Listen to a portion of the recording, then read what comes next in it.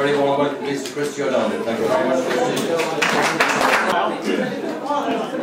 Jerry, you're a chef? I have one request. Will you teach your man behind the bar how to cook black pudding? 18 months I'm waiting for it. He still hasn't come up with it. I'll even pay you when I buy the pudding. I was thinking about my mother there for the last few weeks. She's been dead for some time. And going back through the years when we lived in Barney and so forth. And I came up with 2 of these. Don't know what you think about, but I thought they were good fun. The first one is missed out.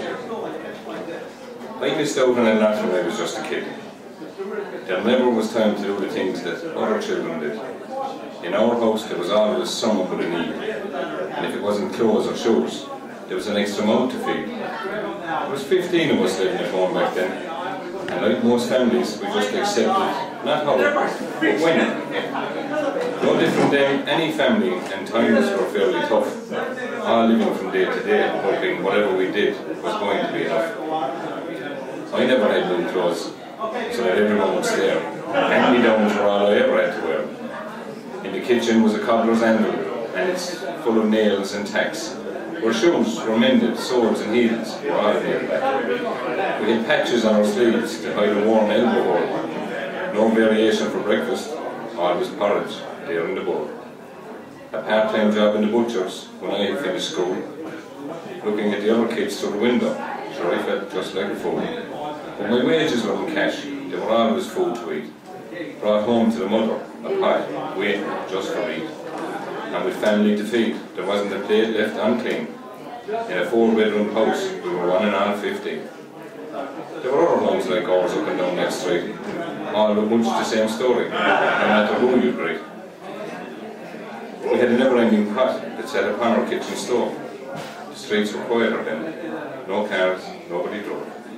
I missed out on a lot of things when I was just a kid, but I really never missed out on the things I never did. And now that I'm older, I have time to reminisce. I'm glad of the people there, and those are the times that I miss. Cherished memories of a time when we got by with little choice. As I look about me now, I wish I had that time, just one slice. I missed out on nothing as I grew up, in all the things I did. Tough times are looming now, and we won't hide, we never did. Made from good stock are the people of my time. Back then as now, we know just how to hold up. Fine.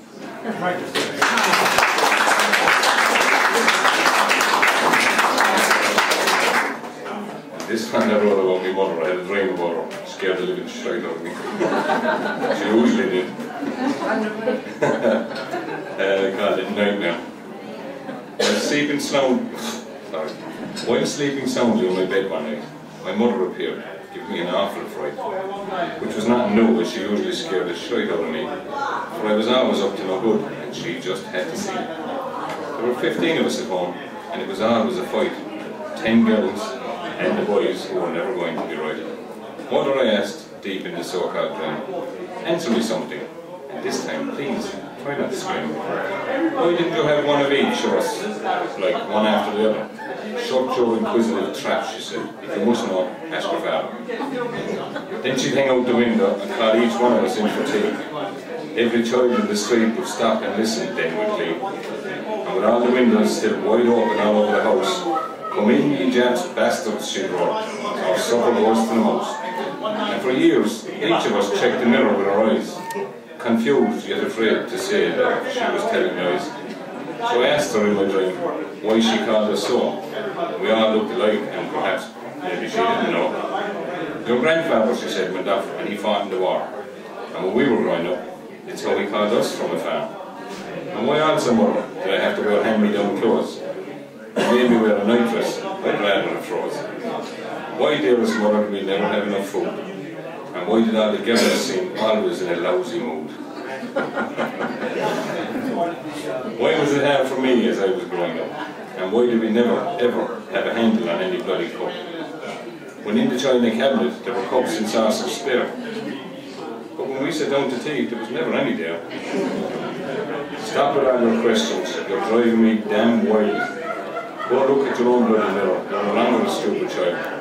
The answer to your questions is your father wanted a boy, and for years all he got were girls, and even than to try. All his life he worked so hard for all that you have seen. How the hell do you think it was with children all 15? And each and every one of you are looking much the same. You're dreaming of the wrong person, son, if it's me you want to blame. Yes, we do. Right, a new point. Christy. Lovers. People say they were lovers, Laura and Nell. Lived together in the old farmhouse just outside the village.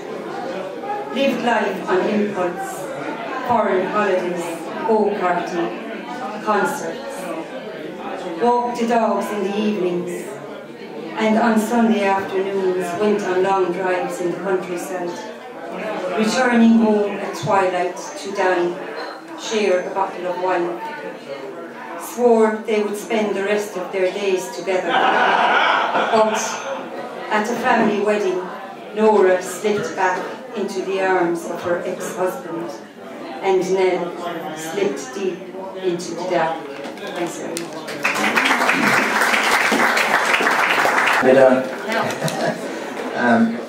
I'm sure if I asked you, have you ever been to a fortune teller, most of you would deny it.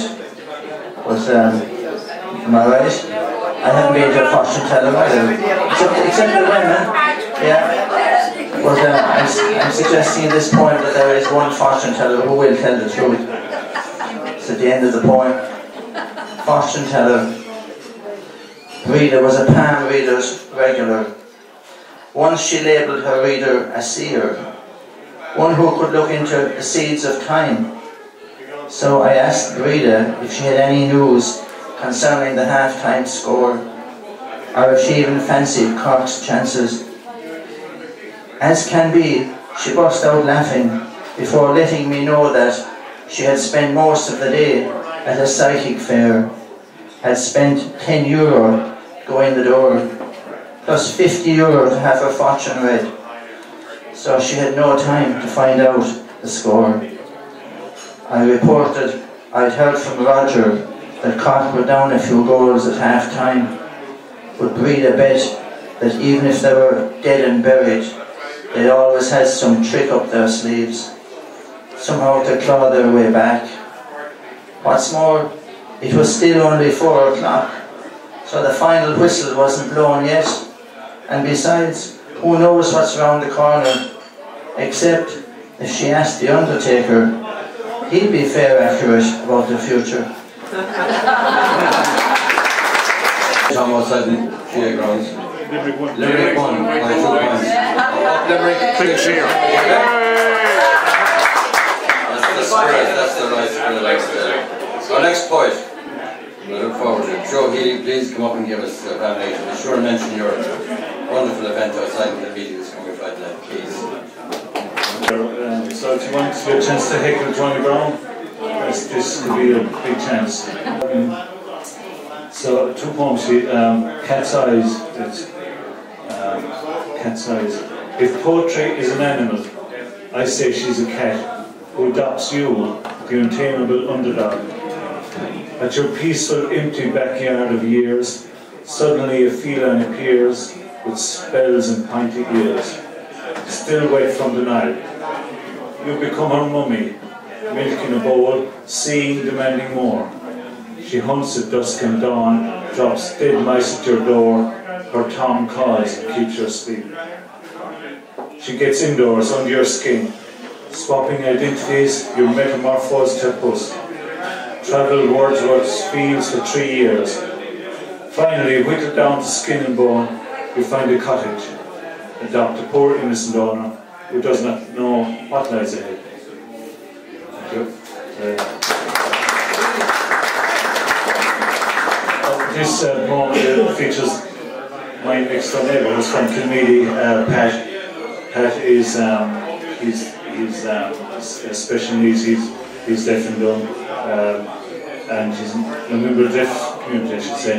But I asked him once how he dances, because he goes to weddings and dances. So he tells me he can get it from the beat of the drum machine. How did I dance? Did you see me dancing at weddings? A tall, well-built man good waltzer, and think to yourself, how does Pat dance? You cannot hear the music. But speakers by the band gave me wings to fly. The rhythm was in the beat, travelled up my feet.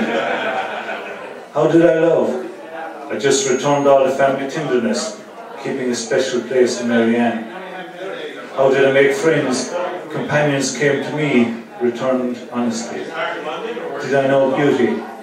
My roses scent, warmed by cottage evening sun, views from Kilmeady Hill, where I walked with my dog, who gave me a sign when cars were coming from behind. Yes, I touched nature and God, and when I took the first tiny steps on the floor, I knew life was a chance. So no matter what was put before you, you had to dance. Thank you. Fine point. Fine point in a very personal matter. I think we all wander the streets of life. We look at the blind man, we hardly take a bit of notice. We look at somebody in a wheelchair, we hardly take a bit of notice either. Then do we? These things we forget. Never mind. Ladies and gentlemen, Terri Murray is going to give us a poem. Thank you very much. Very warm. Home in summer. It's a poem of absolute trust about my father and the Eleusinian fields of my childhood. You put your new war horse through his paces, led him around the little garden in Ballyfermot, petrol throbbing in his heart. One foot danced on a stirrup, swung the other one over the saddle, and I jumped up behind. We roared with triumph as you turned the key, and the beast farted into life. But when we reached the 7th lock, near English's pub, I fell. Standing on the bridge, I waved you off. I learned early that sometimes men have better things to do. Instead, I tried to play noughts and crosses with brachiopods and prinos, fossilised in the limestone. Below me, I could hear a whispering as seductive as one of your fairy tales, and followed it down the bank. Heart's tongue got with red valerian, alluvied in the walls. Mother of thousands trailed her fronds all the way down to the water and hummed an old washing song, gleamed from granite, brought all the way from Dalkey. Tramped through horse trails of grass and reeds, left my sandals to rest with glyceria and rue, stopped to touch a toadflax, the flower of desolate places, preened myself in the watery mirror. Narcissus was only in a halfpenny place. A mallard and her chicks swam by and plucked. A yellow lily shook her head, disdainful of such vanities. Poked my image with a stick into shards of mica. Splayed my wet fingers and saw a wagtail playing with turnstone. Greeted him like a friend. Born in an eggshell, christened in a handcart, he hopped up and settled his feathers on my hand.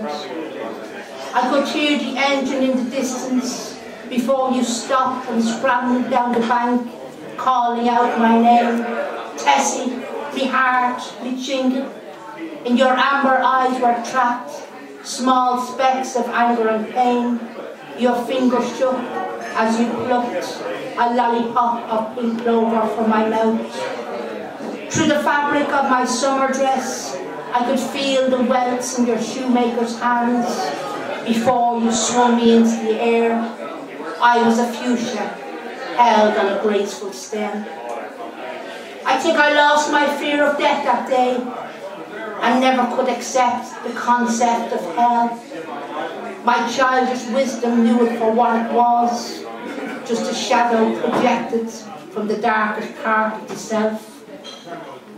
I have faltered and fallen many times since, but believe when my walking and gathering are done, you will halt at the corner where Kilmainham meets in Chacor. Come galloping back to find me. Thank you.